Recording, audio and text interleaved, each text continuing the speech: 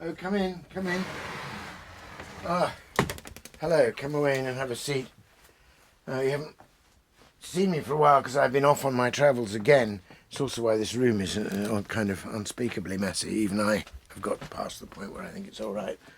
But there's been no time to deal with it. Anyway, good to see you. One of the things I've been away doing, I've been off to the lovely little western town, west of England, Wantage, where King Alfred was born. But I was there to talk about the Psalms to the oblates of a religious order there, the Community of St Mary the Virgin. It was that very same religious order that a sister there, Sister Penelope, became great friends of C.S. Lewis.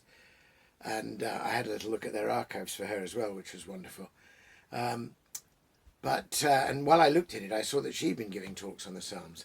Anyway, appropriately enough, to accompany my talks on the Psalms and my reflections on the book David's Crown, I brought with me my copy of C.S. Lewis's Reflections on the Psalms. It's a late book of Lewis's. Look, this is in really quite good condition. It's a first edition, still with its dust jacket. You can see, hang on, let's just get the, yeah, you can see there, 1958 it came out, so only 5 years before Lewis's death. Anyway, I was looking through it again. Indeed, I read through it while I was writing my David's Crown. And there's a fabulous passage in the introduction about the Psalms as poetry, but which then goes on to speak really about poetry itself, most helpfully and movingly. So I thought you might like to hear this little bit. So he starts off by saying you've got to recognise that the Psalms are poems in terms of how you respond to them in the Bible, just as you have to recognise which books of the Bible are history and which bits are prophecy and all the different kinds of writing we have in that great library, which is the Bible. And he's talking about reading the Bible as literature, and he says if that means ignoring the fact that it's holy and God-breathed, that's a mistake.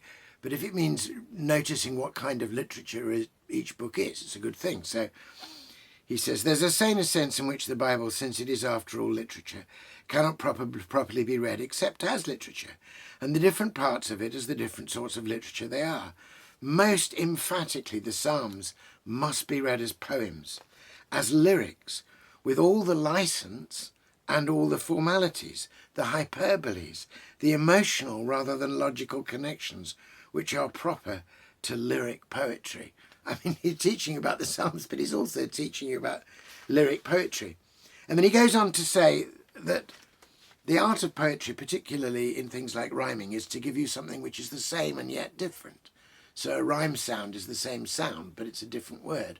And it's the pleasure of recognising something formally repeating and enjoying something distinct at the same time. And he points out that the Psalms don't rhyme in their original Hebrew, but they do have this formal characteristic of a kind of echo with a difference. And it is, of course, what's called parallelism, the practice of saying the same thing twice in different words. A perfect example is, he that dwelleth in heaven shall laugh them to scorn, the Lord shall have them in derision. Or again, he shall make thy righteousness as clear as the light, and thy just dealings as the noonday. And you get pleasure from the pattern. He compares it here. The principle of art has been defined by someone as the same in the other. Thus, in a country dance, you take 3 steps and then 3 steps again. That is the same. But the first 3 are to the right and the second 3 are to the left. And then he gives the example of rhyme. I love the idea of thinking about the call and response in the Psalms, the parallelism, as a kind of country dance. And he says English poets do it as well as Hebrew poets. So he gives Marlowe, cut is the branch that might have grown full straight, and burned is Apollo's laurel bough. They're both about loss, but they're different, as well as balancing the same. So he then goes on to say that it's a wonderful piece of providence that the equivalent of rhyme in the Psalms is not an actual rhyming sound in Hebrew, but this, as he calls it beautifully here, thought rhyme, because the thought rhyme can be translated into any language. Then he goes on, and this is the really interesting piece, I think. He goes on to say that because our Lord was brought up in the atmosphere of the Psalms, and we know he quoted them, Jesus quoted the Psalms all the way through and had them on his lips. According to the gospel writers, he had them on his lips in his last hours on the cross. But he goes on to say that our Lord, he says, was soaked in the poetic tradition of his country, and he delighted to use it. Then he gives some examples of Jesus' sayings that have the same thing. For with the judgment that ye judge, ye shall be judged, and with what measure ye mete, it shall be measured to you again. The second half of the verse makes no logical addition. It echoes with variations the first.